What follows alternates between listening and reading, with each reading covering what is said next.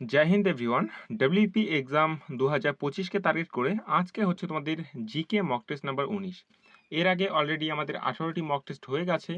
তোমরা যারা দেখোনি এই ভিডিওর ডেসক্রিপশন বক্সে তার তোমরা প্লেলিস্ট পেয়ে যাবে। সেখান থেকে গিয়ে আগের যে 18টি মক টেস্ট রয়েছে অবশ্যই তোমরা কিন্তু কমপ্লিট করে নেবে। আজকে এই ভিডিওর মাধ্যমে গুরুত্বপূর্ণ 40টি প্রশ্ন থাকবে। ভিডিও শেষে অবশ্যই তোমরা কমেন্ট করে জানাবে এই 40টি প্রশ্নের মধ্যে তোমাদের কটি প্রশ্নের উত্তর সঠিক হয়েছে এবং কটি ভুল হয়েছে। তো চলো আজকে এই গুরুত্বপূর্ণ ভিডিওটি শুরু করা যাক। আমাদের প্রথম প্রশ্ন দেখে নাও কি দেওয়া রয়েছে। যে বিজ্ঞানী উদ্ভিদবিদ্যার জনক নামে পরিচিত, যে বিজ্ঞানী উদ্ভিদবিদ্যার জনক বা ফাদার অফ বোটানি নামে পরিচিত তিনি কে? দেখো চারটি অপশন দেওয়া রয়েছে, কোনটি হবে এই প্রশ্নের সঠিক উত্তর? তোমরা রাখবে অপশন সি থিওফ্রাস্টাস, তিনি হচ্ছেন কিন্তু উদ্ভিদবিদ্যার জনক। অপশন সি হবে এই প্রশ্নের সঠিক উত্তর। পরবর্তী প্রশ্ন দেখব, কোন কণার ভর ইলেকট্রনের সমান? কোন কণার ভর ইলেকট্রনের সমান? কি হবে সঠিক উত্তর? তোমরা রাখবে এই প্রশ্নের সঠিক উত্তর হবে কিন্তু পজিট্রন। অপশন সি হবে এই প্রশ্নের সঠিক উত্তর। পজিট্রনের ভর কিন্তু ইলেকট্রনের ভরের সমান। তেজস্ক্রিয় মাপার পরিচলন একক হলো, তেজস্ক্রিয় মাপার পরিচলন একক হলো কি? তো দেখো এখানে যে প্রথম অপশন এবং দ্বিতীয় অপশন রয়েছে কুরি এবং বেকারেল, তো প্রথমটা হচ্ছে ঐতিহাসিক একক এবং দ্বিতীয়টা হচ্ছে কিন্তু এসআই একক। তো দুটোই হবে এই প্রশ্নের সঠিক উত্তর, কুরি এবং বেকারেল। পরবর্তী প্রশ্ন দেখো, মৌসুমী বায়ু কয়টি শাখায় বিভক্ত? মৌসুমী বায়ু কয়টি শাখায় বিভক্ত? কি হবে এই প্রশ্নের সঠিক উত্তর? তোমরা রাখবে এই মৌসুমী বায়ু যে রয়েছে এটি কিন্তু দুটি শাখায় বিভক্ত। কি কি? তোমরা রাখবে আরব সাগর শাখা এবং বঙ্গোপসাগর শাখা হচ্ছে কিন্তু এই মৌসুমী বায়ুর দুটি শাখা। পরবর্তী প্রশ্ন দেখো, আসামে বৈশাখ মাসের ঝড় কি নামে পরিচিত? আমাদের বাংলায় যে বৈশাখ মাসের ঝড় হয় সেটি কাল বৈশাখী নামে পরিচিত। আসামে এই বৈশাখ মাসের ঝড়টি কি নামে পরিচিত? কি হবে সঠিক উত্তর? বরদৌছলা। অপশন ডি হবে এই প্রশ্নের সঠিক উত্তর। বরদৌছলা হচ্ছে কিন্তু আসামে বৈশাখ মাসের ঝড়ের নাম। আমরা পরবর্তী প্রশ্ন দেখব, নিচের কোন নদীর উপর নাগার্জুন সাগর প্রকল্প অবস্থিত? নিচের কোন নদীর উপর নাগার্জুন সাগর প্রকল্প অবস্থিত? তো কি হবে সঠিক উত্তর? তোমরা রাখবে কৃষ্ণা নদীর উপর কিন্তু এই নাগার্জুন সাগর প্রকল্প কিন্তু অবস্থিত। আমরা পরবর্তী প্রশ্ন দেখব, চৌসার যুদ্ধ কাদের মধ্যে হয়েছিল? চৌসার যুদ্ধ কাদের মধ্যে হয়েছিল? কি হবে সঠিক উত্তর? তোমরা রাখবে হুমায়ুন এবং শের খাঁর মধ্যে কিন্তু এই চৌসার যুদ্ধ হয়েছিল কত সালে? তোমরা রাখবে 26শে জুন 1539 সালে কিন্তু এই যুদ্ধ হয়েছিল। 1539 সালে কিন্তু এই যুদ্ধ হয়েছিল, ঠিক আছে। এবং এই যুদ্ধে শের শাহ কিন্তু জয়লাভ করে, ঠিক আছে। পরবর্তী প্রশ্ন দেখো, বুদ্ধ শব্দের অর্থ, বুদ্ধ শব্দের অর্থ কি? তোমরা রাখবে এই বুদ্ধ শব্দের অর্থ হচ্ছে কিন্তু আলোকপ্রাপ্ত ব্যক্তি। অপশন এ হবে এই প্রশ্নের সঠিক উত্তর। আলোকপ্রাপ্ত ব্যক্তি হচ্ছে কিন্তু বুদ্ধ শব্দের অর্থ। ফ্রেন্ডস, আমরা এই ভিডিওর টার্গেট রেখেছি শুধুমাত্র 100টি লাইক। তোমরা যারা ভিডিওটি দেখছো অবশ্যই কিন্তু তোমরা আমাদের লাইকের টার্গেটটিকে কমপ্লিট করে দেবে। এবং তোমরা যারা ডব্লিউপি কেপি এক্সামের জন্য প্রিপারেশন নিচ্ছ অতি অবশ্যই কিন্তু আমাদের চ্যানেলটিকে সাবস্ক্রাইব করে রাখবে নিত্য নতুন ক্লাসের নোটিফিকেশন সবার আগে পাওয়ার জন্য। পরবর্তী প্রশ্ন দেখব আমরা, কোন শিলায় কয়লা এবং পেট্রোলিয়াম পাওয়া যায়?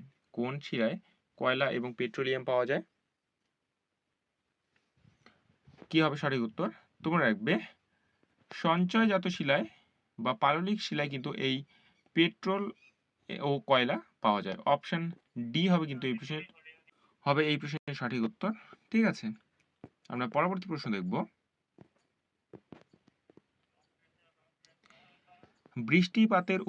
বৃষ্টিপাতের পরিমাণ নির্ভর করে কিসের উপর? বৃষ্টিপাতের পরিমাণ নির্ভর করে কার উপর? কি হবে সঠিক উত্তর? তোমরা রাখবে বায়ুমণ্ডলে উপস্থিত আর্দ্রতার উপর কিন্তু এই বৃষ্টিপাতের পরিমাণ নির্ভর করে। অপশন বি হবে এই প্রশ্নের সঠিক উত্তর।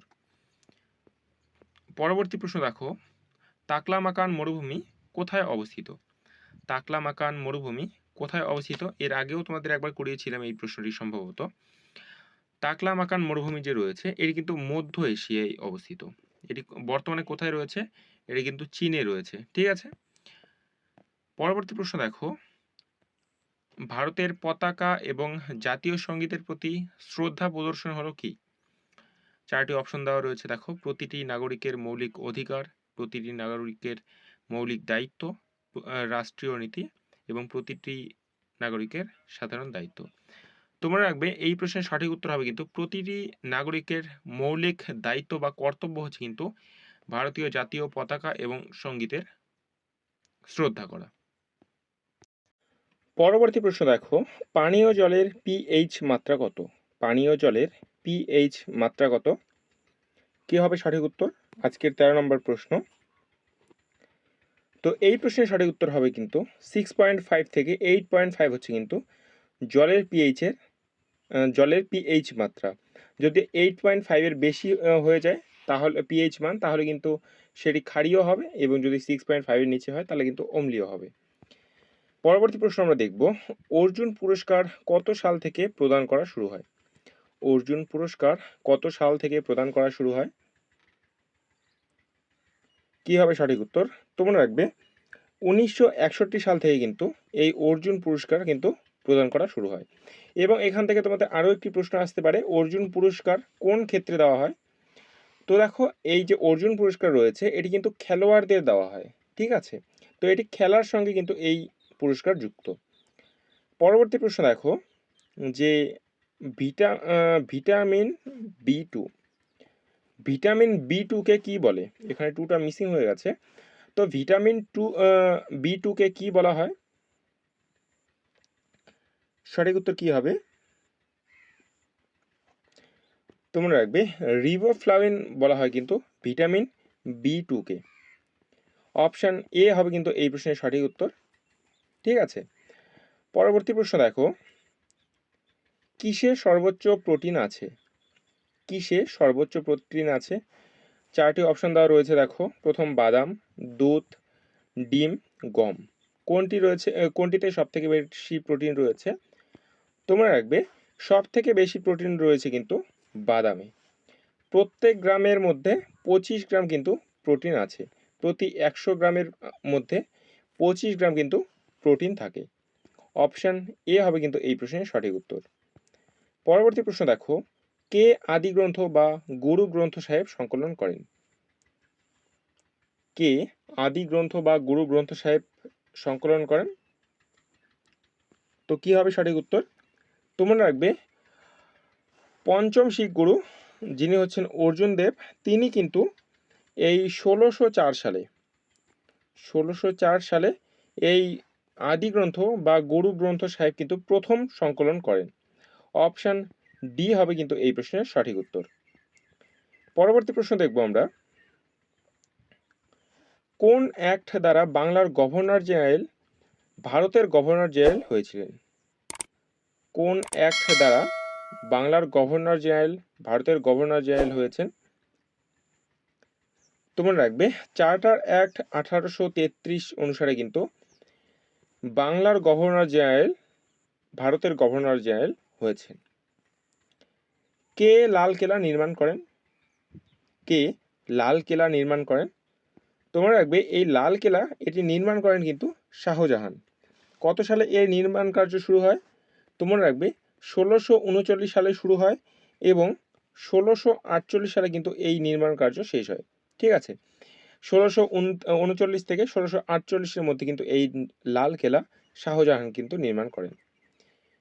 নিচের কোনটি শীতল স্রোত নয়? নিচের কোনটি শীতল স্রোত নয়? কি হবে সঠিক উত্তর? তো দেখো, যে হ্যানারি যেটি রয়েছে এটিও কিন্তু একটি শীতল স্রোত। তারপর হামবোল্ট, এটিও একটি শীতল স্রোত। ওয়াশিও, এটিও কিন্তু একটি শীতল স্রোত। তো এখানে বাকি অপশন কোনটি থাকলো? আগুলহাস এটি কিন্তু একটি উষ্ণ স্রোত, ঠিক আছে। অপশন ডি হবে এই প্রশ্নের সঠিক উত্তর। আগুলহাস হচ্ছে কিন্তু একটি উষ্ণ স্রোত। পরবর্তী প্রশ্ন দেখো, সোনালী পশমের দেশ হলো, সোনালী পশমের দেশ হলো কি? তো সোনালী পশমের দেশ হলো কোনটি? তোমরা রাখবে অস্ট্রেলিয়াকে কিন্তু সোনালী পশমের দেশ বলা হয়। Option A is the right answer. পরবর্তী প্রশ্ন আমরা দেখব, চীনের ধানের ভান্ডার বলা হয় কাকে? চীনের ধানের ভান্ডার বলা হয় কাকে? তোমরা রাখবে চীনের ধানের ভান্ডার বলা হয় কিন্তু হুনান প্রদেশকে। Option B is the right answer. Hunan প্রদেশকে কিন্তু চীনের ধানের ভান্ডার বলা হয়। আইলা নামে ঘূর্ণিঝড় দক্ষিণবঙ্গে কোন সময় এসেছিল? আইলা নামে যে ঘূর্ণিঝড়টি ছিল দক্ষিণবঙ্গে এসেছিল যেটি, সেটি কোন সময় এসেছে? তোমরা রাখবে 2009-এর মে মাসে কিন্তু এই আইলা নামে ঘূর্ণিঝড়টা কিন্তু আমাদের দক্ষিণবঙ্গে কিন্তু এসেছিল। Option A is the right answer. K supreme কোর্টের বিচারপতিদের নিযুক্ত করে? কে সুপ্রিম কোর্টের বিচারপতিদের নিযুক্ত করে? আশা করি তোমরা সকলেই জানো, সুপ্রিম কোর্টের বিচারপতিদের নিযুক্ত করেন কিন্তু রাষ্ট্রপতি। Option A is the right answer. তোমাদের এখান থেকে আরও একটি প্রশ্ন আসতে পারে যে হাইকোর্টের বিচারপতিদের কে নিযুক্ত করেন? তোমরা রাখবে হাইকোর্টের যে বিচারপতি রয়েছে তাদেরকে কিন্তু নিযুক্ত বা নিয়োগ করেন কিন্তু রাজ্যপাল, ঠিক আছে। পরবর্তী প্রশ্ন দেখো, নিম্নলিখিত কোন উদ্ভিদ কলাটি মৃত কোষ দ্বারা গঠিত? নিম্নলিখিত কোন উদ্ভিদ কলাটি মৃত কোষ দ্বারা গঠিত? কি হবে এই প্রশ্নের সঠিক উত্তর? তো এই প্রশ্নের সঠিক উত্তর হবে কিন্তু স্কেরেনকাইমা হচ্ছে কিন্তু মৃত কোষ দ্বারা গঠিত। এই যে স্কেরেনকাইমা এই উদ্ভিদ কলাটি কিন্তু মৃত কোষ দ্বারা গঠিত। অপশন বি হবে এই প্রশ্নের সঠিক উত্তর। নিচের কোনটি গ্রন্থি নয়? নিচের কোনটি গ্রন্থি নয়? কি হবে সঠিক উত্তর? তো তোমরা অপশনগুলো দেখেই বুঝতে পারছো যে গ্যাস্ট্রিন যে রয়েছে এটি কিন্তু কোনো গ্রন্থি নয়। Option B is the right answer. পরবর্তী প্রশ্ন দেখো, সিপাহী বিদ্রোহের সময় ভারতের গভর্নর জেনারেল কে ছিলেন? সিপাহী বিদ্রোহ কত সালে হয়েছিল? 1857। এই সিপাহী বিদ্রোহের সময় ভারতের গভর্নর জেনারেল কে ছিলেন? তো এই সময় কিন্তু গভর্নর জেনারেল ছিলেন Lord Canning. Option A is the right answer. Lord ক্যানিংয়ের সময় কিন্তু সিপাহী বিদ্রোহ হয়েছিল। আজকের 28 নম্বর প্রশ্ন, কে ভারতের জাতীয় কংগ্রেসের প্রতিষ্ঠা করেন? কে ভারতের জাতীয় কংগ্রেসের প্রতিষ্ঠা করেন? তোমরা রাখবে এ ও হিউম বা অ্যালান অক্টাভিয়ান হিউম কিন্তু এই জাতীয় কংগ্রেসের প্রতিষ্ঠা করেন। কত সালে?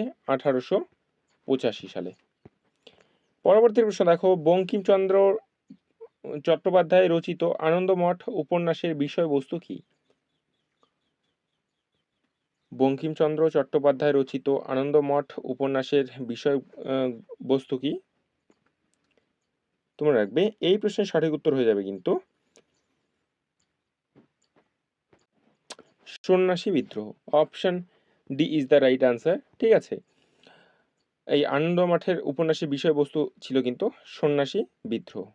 এই যে বন্দে মাতরম যে গানটি রয়েছে সেটিও কিন্তু এই আনন্দমঠ উপন্যাস থেকে কিন্তু নেওয়া হয়েছে। তোমাদের কিন্তু প্রশ্ন আসতে পারে। পরবর্তী প্রশ্ন দেখো, ভারতবর্ষে কয়টি হটস্পট আছে? ভারতবর্ষে কয়টি হটস্পট আছে?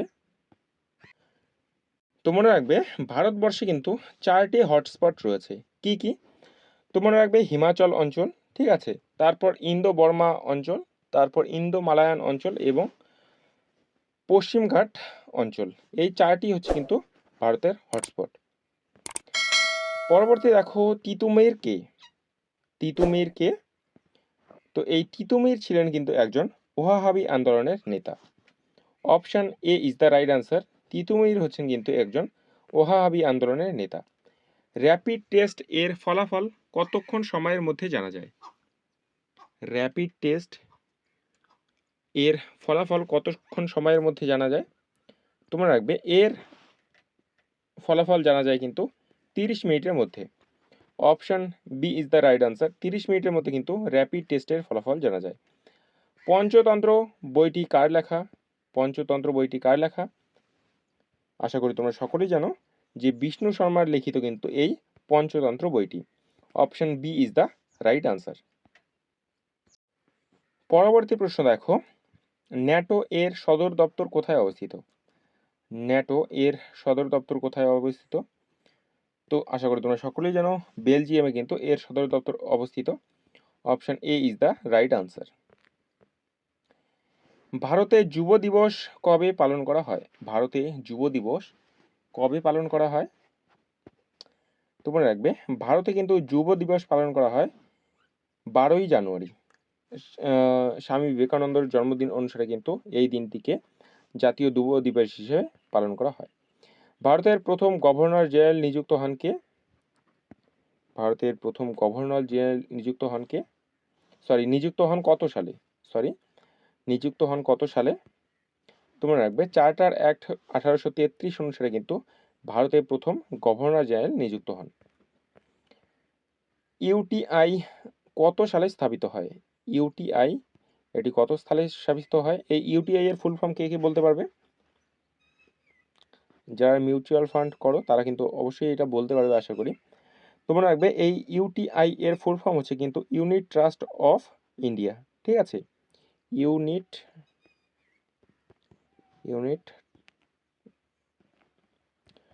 Trust of India,